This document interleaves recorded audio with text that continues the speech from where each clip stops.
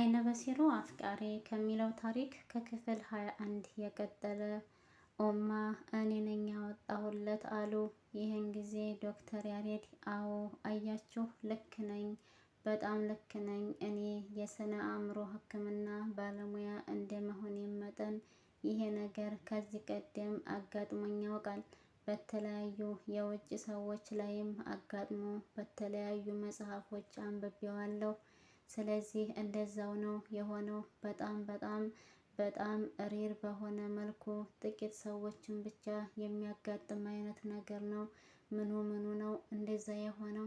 ምን አጋጠመው? ምንድን ነው የተፈጠረው? ንገረና አሉት። ኦማ መታገስ ከብዷቸዋል። አሰላሙ አሌይኩም ወራህመቱላሂ ወበረካቱ። ውድና የተከበራችሁ የቻናሌ ቤተሰቦች ሰላም፣ እንዴት ናችሁልኝ? እኔ በጣም ሰላም ነኝ አልሐምዱሊላ። እንደተለመደው ወደ ቻናሌ በአዲስ ቪዲዮ ተከስቻለሁ። ቆይታችሁ ከኔ ጋር ይሁን። ዶክተሩና ነርሷም ዶክተር ያሬድ የሚነግራቸውን ነገር በጉጉት መስማት ፈልገዋል። እንዲህ ሲል ቀጠለ። እንደነገርኳችሁ ሱለይማን ያለፈው ህይወቱን ረስቶ ነው እስከ ዛሬ ድረስ ሲኖር የነበረው። የረሳበት ቀን ደግሞ ያቺ አደጋ የተፈጠረችበት ቀን ራሱን የሳተበት ቀን ነው። ከዛ ጊዜ በፊት የነበረው ምንም አያስታውስም።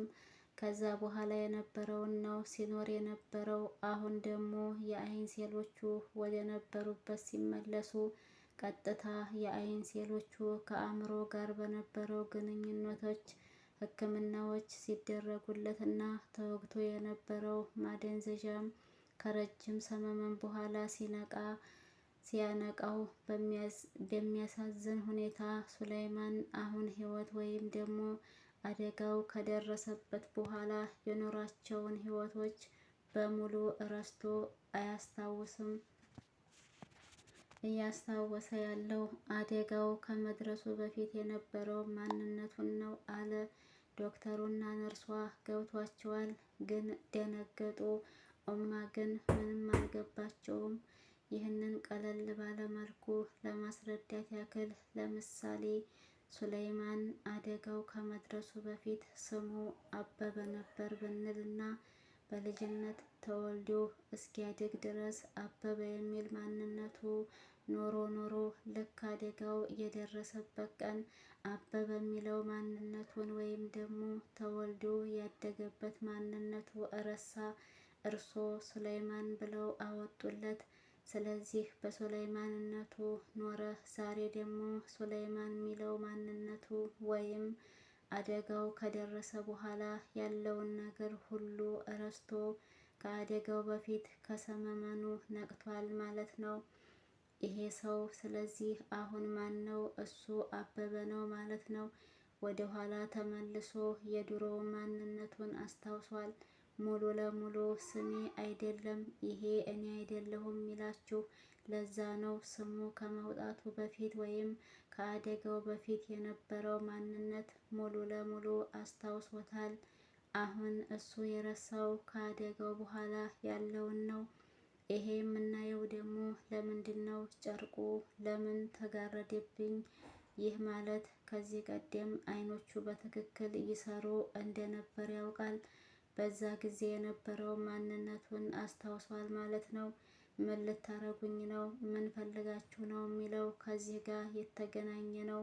የት አምጥታችሁኝ ነው ያለውም እንደዛው ነው። ስለዚህ እጅግ አሳዛኝ በሆነና ለመናገር በሚከብድ ሁኔታ ኦማ ሱለይማን ከእርሶ ጋር የኖረበትን የሱለይማንን እድሜውን እነዚህ አመታት በሙሉ ፍጹም ረስቷቸዋል። እጅግ ለማመን የሚከብድ ነገር ቢሆንም እሱ ላይ የሆነው ግን ይሄ ነው አለና ንግግሩን ደመደመ። ኦማ ይህንን መቀበል ከበዳቸው። ብዙ ከራሳቸው ጋር ተጣሉ፣ አሰቡ፣ አወጡ፣ አወረዱ። ከሱ ጋር ያሳለፉት የእናትና የልጅ ጊዜያት እነዛ ሁሉ የሚዋደዱባቸው፣ ሮጦ እሳቸው ጋር የሚመጣውን እማዬ እያለ የሚጠራቸውን፣ በአመታቸው በፍጹም ፍቅር የሚወዳቸውን፣ ከእናቴ በላይ እኮ ኖት የሚላቸውን እነዛን ሁሉ አብረው ያሳለፉትን አመታት በልባቸው ሲቃኙ እንባቸውን መቆጣጠር አቃታቸው። ልጃቸውን በሞት የተነጠቁ ያህል ተሰማቸው። እርሶን ከነማንነቱ ረስቶታል የሚለው ቃል መቀበል እጅግ አዳገታቸው። ግን ከዛ ሁሉ በላይ የሚያሳስባቸው አንድ ነገር አለ። እሱ ሀሳብ እንደመጣላቸው ወደ ዶክተር ያሬድ ዞረው ዶክተርዬ አንድ ነገር አሎት ዶክተር ያሬድም አዎ እርሶ የገባውት ስጋት እኔንም ገብቶኛል። መርየም ነች። መርየምም የተዋወቃት ከአደጋው ጊዜ በኋላ በመሆኑ እጅግ በጣም አዝናለሁ። እሷንም ከነመፈጠሯ አያስታውስም፣ ረስቷታል ማለት ነው አለና ዱብዳውን አወረደው።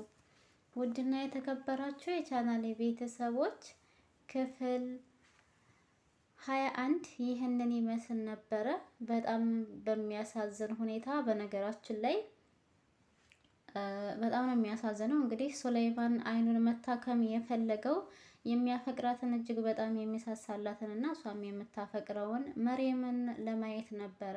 አሁን ላይ ግን ሕክምና ከተደረገለት በኋላ በፊት እሱ አይኑ በማያይ ሰዓት የሚያስታውሳቸውን፣ የሚያስባቸውን፣ የሚያወራቸውን ነገሮች ሁሉንም ነገሮች ረስቷቸዋል እና አሁን ላይ ማስታወስ አይችልም እያለ ነው እንግዲህ ዶክተር ያሬድ ያለው። በጣም ነው የሚያሳዝነው። እስኪ ክፍል 22 ላይ ደግሞ ምን ይፈጠራል የሚለውን አብረን የምናየው ይሆናል። ሱሌይማን ያለፈ ታሪኩንማ ከረሳ በጣም ከባድ ነው። ይሄ ሁሉ ነገር እኮ እንደዚህ ኡማ ራሱ የተጨነቁበት ነገር እሱን ሲያስጨንቀው የነበረው ነገር መርየም አይነ በሲር እንደነበርኩኝ አታውቀኝም። ስለዚህ እሷ የምትፈልገው አይኔ ያለው ነው፣ እንዲሁም ደግሞ እኔ አይኔ እንደሚያይ ነው የምታውቀው ብሎ ነበር የሚያሳስበው እና ዛሬ ላይ ደግሞ እንደዚህ ሆኖበታል። እንግዲህ መጨረሻውን አብረን የምናይ ይሆናል። ከተመቻችሁ ላይክ፣ ሼር አድርጉ። ሀሳብ አስተያየት ካላችሁ ኮሜንት ላይ አስቀምጡልኝ። ወሰላሙ አለይኩም ወራህመቱላሂ ወበረካቱ።